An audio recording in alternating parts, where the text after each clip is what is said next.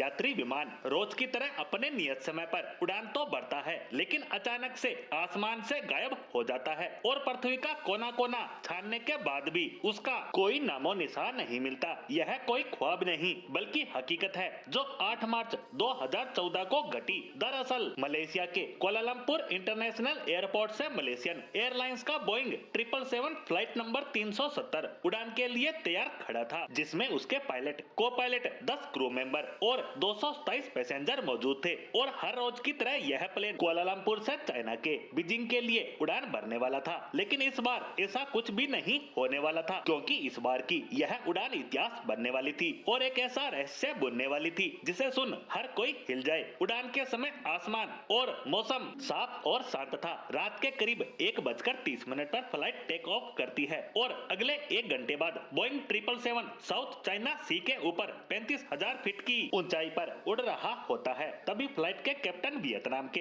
हो ची Minh City के कंट्रोल सेंटर को एक सिग्नल भेजते हैं और वियतनाम का एयर स्पेस इस्तेमाल करने की परमिशन मांगते हैं। लेकिन इसमें कुछ भी अजीब नहीं था, क्योंकि यह उड़ान का एक हिस्सा था। लेकिन अजीब बात तो तब हुई जब इसके सिर्फ 1 मिनट 43 सेकंड के बाद मलेशियन एयरलाइंस का ये विमान रडार से गायब हो जाता है। मलेशिया, वियतनाम, थाईलैंड और चाइना के एयर कंट्रोल स्टेशंस जो इस प्लेन की मूवमेंट को ट्रैक कर रहे थे, वो एकदम से शॉक हो जाते हैं। बड़े एयर स्टेशंस के लिए तो ये कोई बड़ी बात नहीं थी। अक्सर प्लेन के ट्रांसपॉन्डर खराब हो जाते हैं और उन्हें बंद कर दिया जाता है और उसके बाद प्लेन को रडार से ट्रैक कर पाना पॉसिबल नहीं होता। ऐसे में एयर कंट्रोल सेंटर प्लेन से कांटेक्ट करने का प्रयास करते हैं, लेकिन उनकी सारी कोशिशें नाकाम रहती हैं। लेकिन कुआलालंपुर से बीजिंग की यात्रा 4 घंटे की थी और प्लेन को उड़ान भरे अभी 1 घंटा ही हुआ था। ऐसे में कुछ देर और का इंतजार करना था, उसके बाद तो प्लेन का पता चल ही जाना था। लेकिन 4 घंटे बाद भी फ्लाइट 370 बीजिंग एयरपोर्ट पर नहीं पहुंची। ऐसे में पूरी एविएशन इंडस्ट्री में खलबली मच जाती है और फ्लाइट 370 को ऑफिशियली मिसिंग डिक्लेयर कर दिया जाता है। और यहाँ से शुरुआत होती है एविएशन इंडस्ट्री के बिगेस्ट सर्च ऑपरेशन की। आखिरी बार जब फ्लाइट 370 से सिग्नल रिसीव हुआ था